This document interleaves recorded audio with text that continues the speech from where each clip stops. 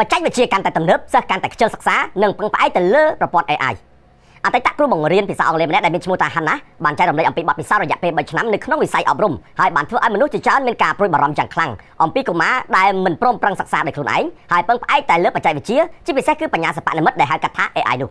ប្រពន្ធពិសាព័ត៌មាន Unilet បានបន្តថាលោកគ្រូ Hannah បានចែករំលែកបទពិសោធន៍នៅលើបណ្ដាញសង្គម TikTok ដែលយុវវ័យកំពុងតែពេញនិយមលេងដោយបាននិយាយថាសិស្សនៅក្នុងយុគសម័យបច្ចេកវិទ្យាភាគច្រើនកំពុងតែពឹងផ្អែកទៅលើឧបករណ៍ AI ដូចជា ChatGPT ជំនួសឲ្យការរៀនអានសរសេរឬក៏តេស្តរិះពិចារណាដោយខ្លួនឯងបន្ថែមពីនេះសិស្សជាច្រើនហាក់បីជាលែងខ្វល់អំពីជំនាញសំខាន់ៗដូចជាការសរសេរប្រវត្តិរូបសង្ខេបឬ cover letter ពីព្រោះថា AI អាចធ្វើការងារទាំងអស់នេះជូនពួកគេបានហើយនៅក្នុងបទសម្ភាសន៍ជាមួយនឹងសារព័ត៌មាន Fox News អ្នកគ្រូ Hannah បានបញ្យល់ថាការបង្រៀនជំនាញសិល្បៈ Digital និងភាសាអង់គ្លេសគឺកាន់តែលំបាកដោយសារតែកូនសិស្សឥឡូវនេះគឺពឹងផ្អែកទៅលើ AI ភាគច្រើនគាត់បានកត់សម្គាល់ឃើញថាសិស្សទាំងអស់នោះមួយចំនួនចាប់ផ្ដើមធ្វើកិច្ចការសាលាបានបន្តិចបន្តួចក៏ងាកទៅរក AI ធ្វើជំនួសយ៉ាងរហ័សដើម្បីឆាប់ចប់សិស្សខ្លះទៀតថែមទាំងបាន copy អត្ថបទទាំងមូលចេញពី ChatGPT ផងដែរអ្នកស្រីជឿជាក់ថានិន្នាការប្រើ AI ធ្វើកិច្ចការសាលាចំនួននេះកំពុងតែធ្វើឲ្យប៉ះពាល់ដល់សមត្ថភាពសិក្សានិងការគិតរបស់សិស្សទាំងអស់នោះហើយទោះបីជាមានក្តីកង្វល់ទាំងអស់នេះក៏ដោយអ្នកជំនាញមួយចំនួនបានលើកឡើងថា AI ក៏មានអត្ថប្រយោជន៍ AI នៅក្នុងវិស័យអប់រំផងដែរលោកយីងស៊ូជំនួយការសាស្ត្រាចារ្យនៅសាកលវិទ្យាល័យ Harvard បានសម្ដែងការជឿជាក់ថា AI